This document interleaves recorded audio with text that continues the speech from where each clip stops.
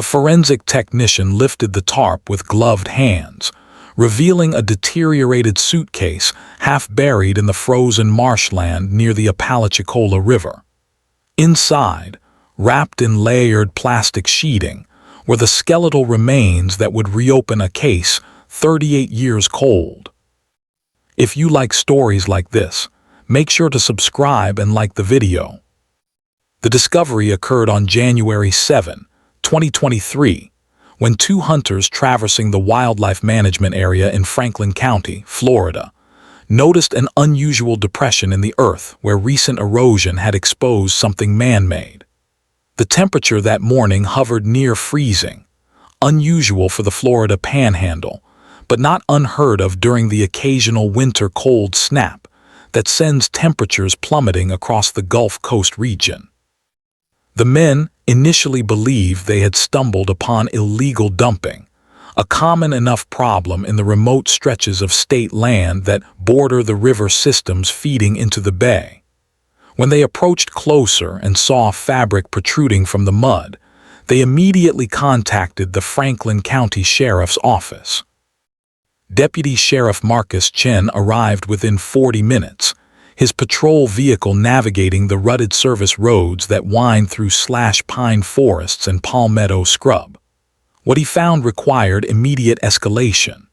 The Florida Department of Law Enforcement was notified by noon. By late afternoon, a full forensic recovery team had established a perimeter around the site, erecting temporary shelters against the biting wind that swept across the exposed wetlands.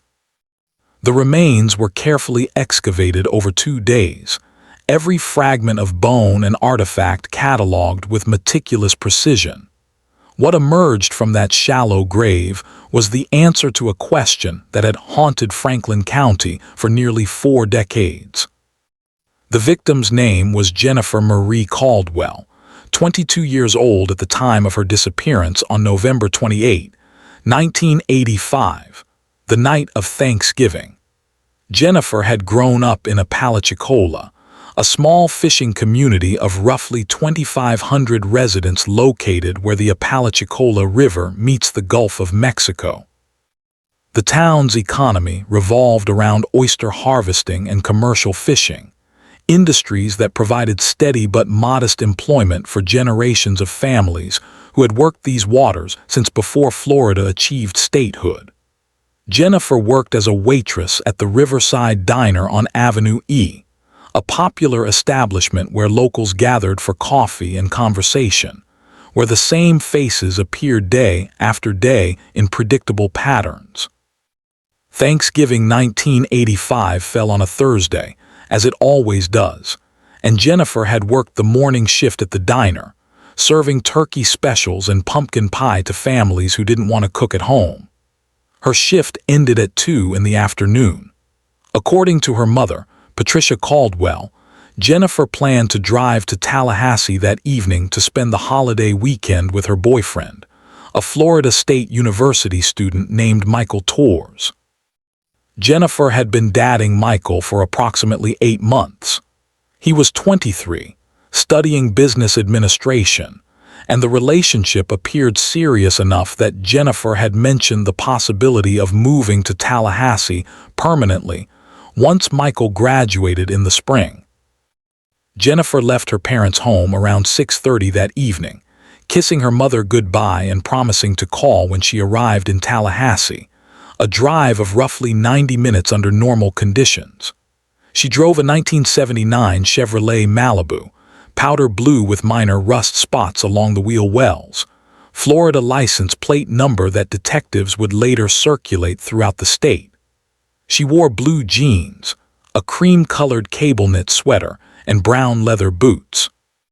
She carried an overnight bag containing clothes for the weekend, toiletries, and wrapped gifts she intended to exchange with Michael's family. Jennifer never arrived in Tallahassee. Michael Torres called the Caldwell residence at 11 that night, concerned when Jennifer had not appeared and was not answering the pager number she carried. Patricia Caldwell felt immediate alarm. Her daughter was reliable, punctual, and would never cause such worry without explanation. Patricia called the Franklin County Sheriff's Office at 11:20 that night to report Jennifer missing. A deputy took the information, but explained that adults were not considered missing persons until sufficient time had passed to establish genuine concern rather than simple miscommunication. By morning, when Jennifer still had not made contact, the sheriff's office initiated a proper investigation. Jennifer's vehicle was discovered that afternoon, November 29, parked at a rest area along State Road 65 approximately 18 miles north of Apalachicola. The car was locked. Jennifer's purse remained inside on the passenger seat, containing her wallet, identification, and $63 in cash. Her overnight bag was in the trunk, undisturbed. The keys were missing. There were no signs of mechanical failure, no flat tires, no reason for Jennifer to have abandoned the vehicle. The rest area, a simple pull-off with picnic tables and restroom facilities, showed no evidence of struggle. No blood, no torn clothing, no physical indicators of violence. The investigation that followed consumed Franklin County law enforcement for months. Detectives interviewed Michael Torres extensively, examining his whereabouts and establishing that he had been in Tallahassee throughout Thanksgiving Day and had multiple witnesses confirming his presence at his family's home during the relevant time frame. They investigated Jennifer's coworkers at the Riverside Diner, her friends from high school, casual acquaintances who might have harbored obsessions or grievances. They reviewed every registered sex offender within a 100-mile radius. They searched the woods surrounding the rest area with tracking dogs and volunteer search parties. They dragged sections of the Apalachicola River and examined abandoned buildings throughout the county. Jennifer Caldwell had simply vanished.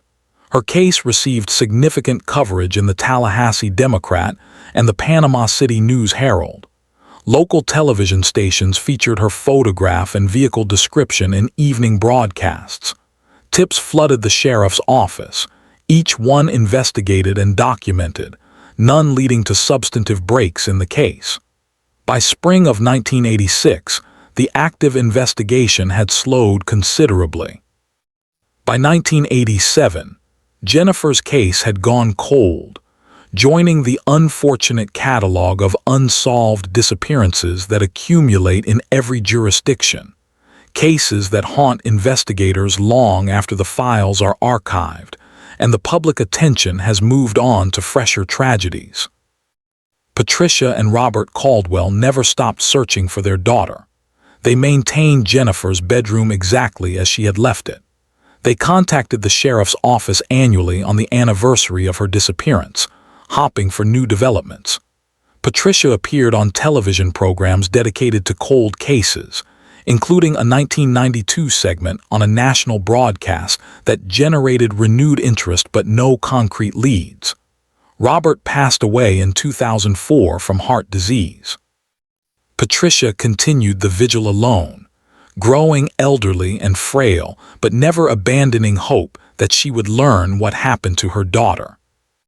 The breakthrough that finally brought resolution to Jennifer Caldwell's case emerged not from traditional detective work, but from advances in forensic science that did not exist in 1985. When the skeletal remains were recovered in January 2023, they were transported to the medical examiner's office in Tallahassee, where forensic anthropologist Dr. Sarah Kim conducted a thorough examination. The remains were confirmed to be those of a young female, consistent with Jennifer's age and physical characteristics. Dental records provided definitive identification within 72 hours. Jennifer Marie Caldwell had been found. Dr. Kim's examination revealed critical details. The hyoid bone in the neck showed fracture patterns consistent with manual strangulation. Several ribs displayed perimortem trauma, fractures that occurred at or near the time of death.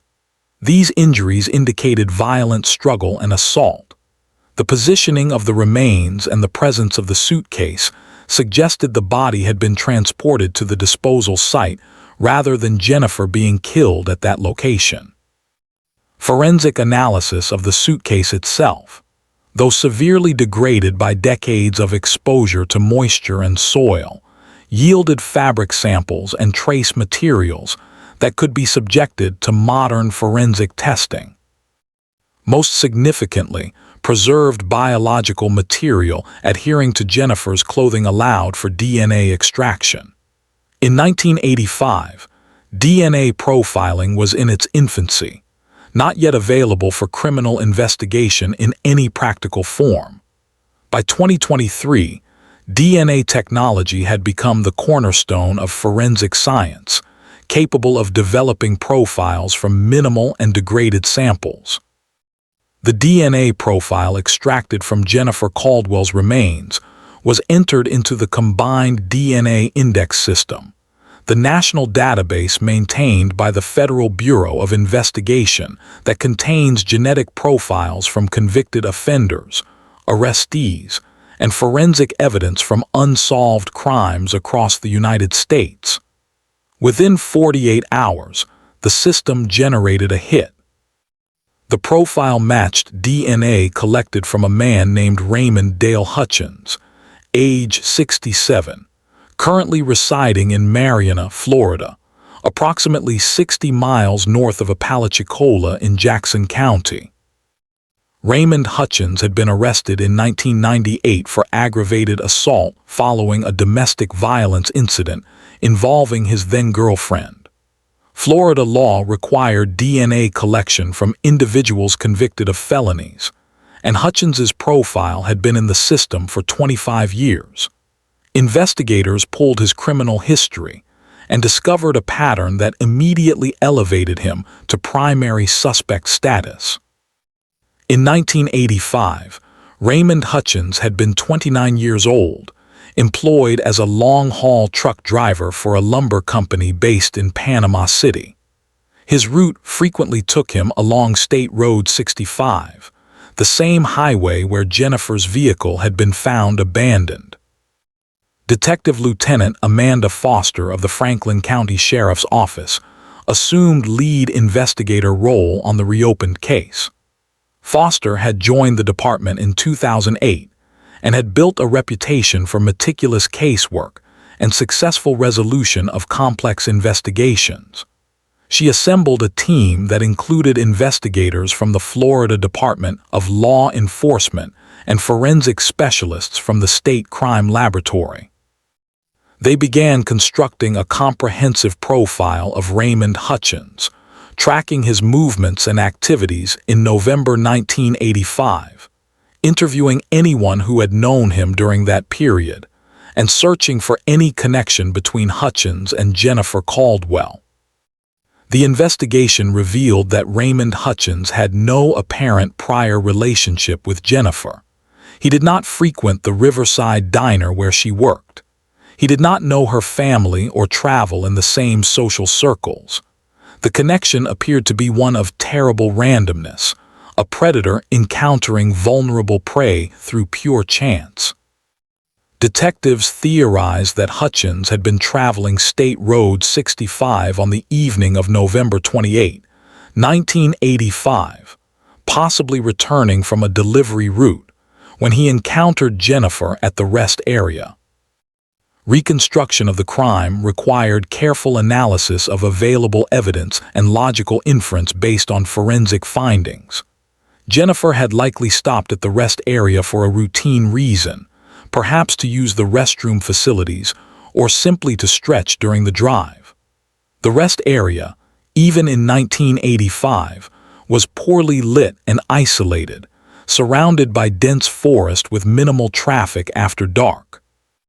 Hutchins would have seen her vehicle, recognized an opportunity, and acted on impulses that investigators could only characterize as predatory and violent. The assault likely occurred quickly. Jennifer was petite, approximately 5 feet 4 inches tall and weighing 115 pounds according to her driver's license. Hutchins stood 6 feet 1 inch and weighed over 200 pounds. The physical disparity meant Jennifer had little chance to defend herself or escape once the attack began. The fractured ribs suggested she had been struck or thrown forcefully. The damage to the hyoid bone confirmed strangulation as the cause of death. These injuries painted a picture of brutal violence that detectives absorbed with professional detachment, while privately feeling the weight of Jennifer's suffering. After killing Jennifer, Hutchins faced the problem of disposal. He could not leave her body at the rest area where discovery would be immediate and investigation swift. He needed time and distance. Detectives believed he placed Jennifer's body in a suitcase he had available, possibly one he used for personal belongings during his trucking routes. He then drove to the remote area near the Apalachicola River, a location he likely knew from his travels through the region, and buried the suitcase in the marshy ground where he believed it would never be found. He returned to Jennifer's vehicle and moved it to make the scene appear as though she had simply walked away. He took her keys to prevent anyone from easily accessing the car. He left her purse to eliminate robbery as a motive and create confusion about what had actually occurred. Then Raymond Hutchins drove away, returning to his normal life, believing he had committed the perfect crime. For 38 years, he was correct. The investigation in 1985 and 1986 never identified him as a suspect. He continued working, moved between jobs and relationships, accumulated minor criminal charges over the decades, including the 1998 assault that finally placed his DNA in the system. He lived freely while Patricia Caldwell grew old waiting for answers, while Jennifer's case file gathered dust in storage, while the truth remained buried in the cold marsh. On February 14, 2023, Valentine's Day, Detective Foster and a team of law enforcement officers executed an arrest warrant at Raymond Hutchins's residence in Mariana. The home was a modest single-story structure on a gravel road outside the city limits, surrounded by pecan trees and overgrown grass. Hutchins answered the door in a bathrobe, unshaven, showing the wear of 67 years marked by alcohol and hard living. When Foster identified herself and informed him he was under arrest for the murder of Jennifer Marie Caldwell, Hutchins displayed no visible reaction. He did not ask who Jennifer was. He did not protest his innocence. He simply nodded and extended his wrists for handcuffing. During transport to the Franklin County Jail, Hutchins remained silent, invoking his right to legal counsel immediately upon arrival. He was formally charged with first-degree murder, kidnapping, and sexual battery, though the latter charge would be difficult to prove given the degradation of physical evidence over nearly 4 decades. The prosecution would ultimately proceed primarily on the murder charge, relying on the DNA evidence as the cornerstone of their case. The arrest generated immediate media attention throughout Florida and nationally. The story contained elements that captured public interest: a cold case solved after nearly 40 years, advanced forensic science bringing justice to a victim from a simpler era, a family that never stopped searching finally receiving answers. Patricia Caldwell, now 89 years old and living in an assisted care facility in Tallahassee, was informed of the arrest by Detective Foster personally. Patricia wept but told Foster she had always known Jennifer would be found eventually, that her daughter would not remain lost forever. The prosecution was assigned to Assistant State Attorney Michael Brennan, a career prosecutor with extensive experience in homicide cases. Brennan recognized the challenges inherent in prosecuting a crime committed in 1985 with limited physical evidence beyond the DNA match. Witnesses from that era were elderly, deceased, or unable to recall details with useful specificity. The crime scene had been corrupted by decades of environmental exposure. The case would essentially rest on the DNA evidence, the forensic anthropologist's findings regarding cause of death, and circumstantial evidence connecting Hutchins to the location and time frame. Hutchins's defense attorney, a public defender named Carolyn Matthews, faced her own challenges. The DNA evidence was essentially irrefutable. Matthews could not plausibly argue that her client had never encountered Jennifer Caldwell. The defense strategy would need to focus on procedural issues, chain of custody concerns regarding evidence stored for decades, and perhaps arguing for lesser charges based on the impossibility of proving premeditation or specific intent after so much time. The legal proceedings moved forward through the spring and summer of 2023. Hutchins remained in custody, denied bond due to flight risk and the severity of charges. Pretrial motions addressed evidence admissibility, with Matthews challenging certain forensic interpretations and seeking to suppress some witness statements from the original 1985 investigation that had not been properly preserved. Judge Thomas Riley, presiding over the case in Franklin County Circuit Court, ruled on these motions with careful attention to both the prosecution's need for justice and the defendant's constitutional rights. As autumn approached, bringing with it the cooler temperatures and the anniversary of Jennifer's disappearance, both sides prepared for trial. The prosecution lined up expert witnesses including Dr. Kim, DNA analysts from the State Crime Laboratory, and investigators who could walk the jury through the timeline and evidence. The defense prepared to challenge the scientific testimony and raise reasonable doubt about whether the DNA evidence alone could prove murder beyond the standard required for conviction. The community of Apalachicola watched these developments with intense interest. Many residents remembered Jennifer, remembered the fear that gripped the town when she disappeared, remembered the fruitless searches and the gradual acceptance that she was gone. The trial of Raymond Dale Hutchins began on October 23, 2023, in the Franklin County Courthouse, a white concrete building in downtown Apalachicola that had served as the seat of justice for over a century. The courtroom filled with spectators, media representatives, and community members who had waited decades for this moment. Patricia Caldwell attended every day of the proceedings, wheeled into the courtroom in a transport chair by her granddaughter, Jennifer's niece, who had been named in memory of the aunt she never knew. Patricia sat in the front row behind the prosecution table, her hands folded in her lap, her eyes fixed on Raymond Hutchins with an intensity that seemed to burn despite her advanced age. Jury selection consumed 3 days, with both sides carefully vetting potential jurors for bias, preconceived notions about cold cases, and ability to evaluate scientific evidence objectively. The final jury consisted of 7 women and 5 men, ranging in age from 28 to 64, representing a cross-section of Franklin County's population including retirees, service workers, and small business owners.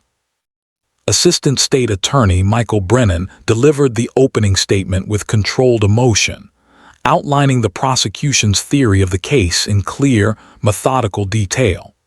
He described Jennifer Caldwell as a young woman with her entire future ahead of her, traveling to spend Thanksgiving weekend with her boyfriend, stopped at a rest area for innocent reasons, and encountered by a predator who saw opportunity and acted on his worst impulses.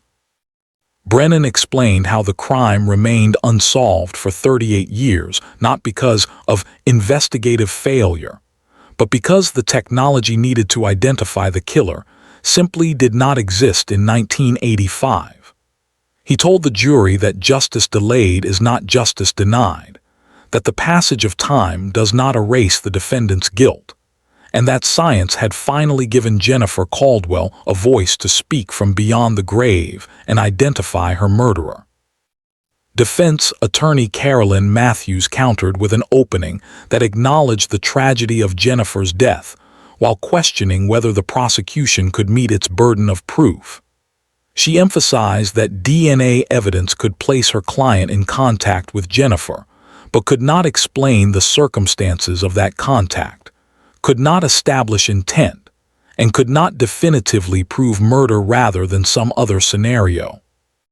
Matthews suggested that the degradation of evidence and the death or fading memory of witnesses created reasonable doubt that the jury was obligated to recognize and respect.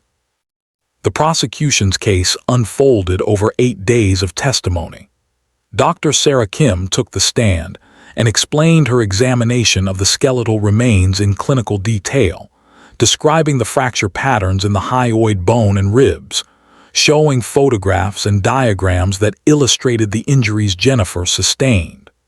She testified that in her professional opinion, the injuries were consistent with homicidal violence and could not be explained by accidental causes. The jury listened with rapt attention, several members taking notes, others visibly affected by the reality of what Jennifer had endured. The DNA evidence formed the centerpiece of the prosecution's case.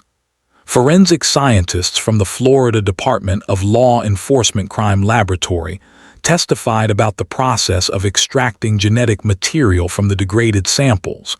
The protocols followed to ensure contamination did not occur, and the statistical probability that the DNA profile belonged to anyone other than Raymond Hutchins. The numbers were staggering, odds in the quadrillions against the DNA belonging to someone else. Matthews cross-examined aggressively, probing chain of custody procedures and questioning whether contamination could have occurred during the decades the evidence spent in storage, but the scientists remained unshaken in their conclusions. Detective Lieutenant Amanda Foster testified about the investigation, both the original 1985 inquiry and the renewed effort following the discovery of Jennifer's remains. She walked the jury through the timeline, showing maps of State Road 65 and the rest area, explaining the location where the body was found and the distance between these sites. She presented employment records showing that Raymond Hutchins worked as a truck driver in 1985, with routes that regularly took him through Franklin County, along State Road 65. She described Hutchins's criminal history, the 1998 assault that placed his DNA in the system, and the methodical process of building the case against him once the DNA match was confirmed. The prosecution called witnesses who had known Jennifer, painting a picture of her life and character for the jury. Former co-workers from the Riverside Diner testified about her reliability and kindness. Friends from high school described her plans and dreams. Michael Torres, now 59 years old and living in Atlanta, took the stand and spoke about his relationship with Jennifer, the last conversation they had before she left Apalachicola, and the devastating phone call he made to her parents when she never arrived. His testimony was particularly powerful, his voice breaking as he described waiting by the phone in 1985, hopping for news that never came. The defense case lasted 2 days. Matthews called witnesses who testified about the limitations of forensic science and the potential for error in DNA analysis, though these witnesses could not effectively counter the specific evidence in this case. She presented character witnesses who described Raymond Hutchins as a man with problems but not a murderer, though their testimony seemed weak against the weight of scientific evidence. Hutchins himself did not testify, exercising his Fifth Amendment right against self-incrimination, a decision that Matthews advised, and that the judge instructed the jury they could not consider as evidence of guilt. Closing arguments took place on November 7, 2023. Brennan summarized the evidence with methodical precision, emphasizing the DNA match and the forensic findings that established Jennifer died by violent homicide. He reminded the jury that Raymond Hutchins had no innocent explanation for his DNA being on Jennifer's clothing, that the science was irrefutable, and that their duty was to hold him accountable for the crime he committed 38 years earlier. Matthews urged the jury to consider reasonable doubt, to recognize that time had erased crucial details, and to question whether the prosecution had truly proven every element of first-degree murder beyond a reasonable doubt. Judge Riley provided jury instructions on November 8, explaining the legal standards they must apply, the definitions of the charges, and the requirement for unanimous verdict. The jury began deliberations at 10:30 on the morning of November 8, 2023. The courthouse hallways filled with people waiting for the verdict, their conversations hushed and tense. Patricia Caldwell remained in a private room adjacent to the courtroom, her granddaughter keeping vigil beside her. Detective Foster paced the corridor, checking her phone repeatedly, reviewing case notes she had long since memorized. The waiting stretched through the afternoon, then into early evening. At 6:45, word came that the jury had reached a verdict. The courtroom reassembled quickly. Spectators filed into the gallery, filling every available seat, with overflow observers standing along the back wall. The jury entered at 7 o'clock, their faces revealing nothing. Judge Riley asked if they had reached a verdict. The foreman, a retired schoolteacher named Donald Marsh, stood and confirmed they had. The clerk accepted the verdict form and handed it to Judge Riley, who reviewed it silently before returning it to the clerk to be read aloud. On the charge of first-degree murder, the jury found Raymond Dale Hutchins guilty.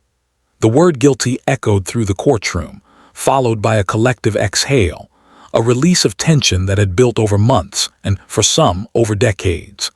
Patricia Caldwell closed her eyes and lowered her head, tears streaming down her weathered cheeks. Behind her, community members embraced, some weeping openly. Raymond Hutchins showed no reaction, staring straight ahead with the same blank expression he had maintained throughout the trial. Sentencing was scheduled for December 18, 2023, allowing time for the preparation of pre-sentence investigation reports and victim impact statements. Florida law provided for a sentence of life in prison for first-degree murder, and given Hutchins's age and the nature of the crime, there was little doubt about what sentence Judge Riley would impose. The sentencing hearing brought the community back to the courthouse on a cold morning 3 weeks before Christmas. Snow was forecasted for the Panhandle, an extremely rare weather event that added an almost surreal quality to the proceedings. Patricia Caldwell was present again, determined to address the court and speak for her daughter who could no longer speak for herself. Michael Brennan presented the prosecution's sentencing recommendation, requesting the maximum penalty allowed by law. He detailed the deliberate nature of Jennifer's murder, the decades of suffering inflicted on her family, and the complete absence of remorse demonstrated by the defendant throughout the investigation and trial. He argued that Raymond Hutchins had stolen not just Jennifer's life, but the lives her parents might have enjoyed watching her live, the grandchildren they might have known, the holidays and milestones that disappeared when she was killed. Carolyn Matthews spoke briefly on behalf of her client, noting his age and declining health, asking the court to consider that he would likely die in prison regardless of the specific sentence imposed. She did not dispute the appropriateness of a lengthy sentence, but requested consideration of time already served and the possibility, however remote, of eventual release. Then Patricia Caldwell addressed the court. Her granddaughter helped her stand, supporting her frail frame as she gripped a written statement with trembling hands. She spoke in a voice that wavered but never broke, describing the 38 years she had spent not knowing where her daughter was, whether Jennifer had suffered, whether she was alone when she died. She described the birthdays and Christmases when Jennifer's absence felt like a physical wound, the graduations and weddings Jennifer never attended, the great-grandchildren who would never know their great-aunt. She said that learning Jennifer's fate brought no comfort, only confirmation of the worst fears she had carried for decades.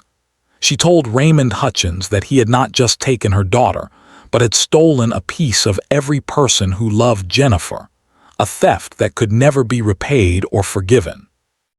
When she finished, she sat down slowly, exhausted, having said what she needed to say. Judge Riley asked Raymond Hutchins if he wished to address the court before sentencing. Hutchins conferred briefly with Matthews, then stood. He spoke for less than 30 seconds, stating only that he was sorry for the pain caused to the Caldwell family. He offered no confession, no explanation, no real acknowledgement of his guilt despite the jury's verdict. His apology felt hollow, a perfunctory gesture without genuine remorse behind it. Judge Riley delivered the sentence without hesitation. Raymond Dale Hutchins was sentenced to life in prison without the possibility of parole for the murder of Jennifer Marie Caldwell. Additional concurrent sentences were imposed for the kidnapping charge. Judge Riley stated from the bench that while the law could not restore what had been taken, it could ensure that the man responsible would never walk free, would never have the opportunity to harm anyone else, and would spend whatever time remained to him contemplating the gravity of his actions. The sentence was final and binding. Raymond Hutchins was transported to the Florida State Prison System to begin serving his sentence. He was processed into a maximum security facility where he would remain for the rest of his natural life. The case of Jennifer Marie Caldwell was officially closed, 48 years after she disappeared on Thanksgiving night. Patricia Caldwell passed away on February 3, 2024, less than 3 months after Raymond Hutchins was sentenced. She died peacefully in her sleep, her family surrounding her. In her final weeks, she told her granddaughter that she felt release, that knowing the truth had lifted a burden she had carried for so long that it had become part of who she was. She was buried beside her husband Robert in the Magnolia Cemetery in Apalachicola, and her gravestone was placed beside a marker for Jennifer that had stood empty since 1987, waiting for the day when Jennifer's remains could finally be laid to rest beside her parents. Jennifer's funeral took place in the spring of 2024, a small private ceremony attended by family and close friends. She was buried on a clear March morning when the first warm winds were beginning to push north from the Gulf. The oystering boats worked the bay as they always had, and the town of Apalachicola continued its quiet existence, carrying within its collective memory the story of the young woman who never made it to Thanksgiving dinner, and the justice that finally came decades too late.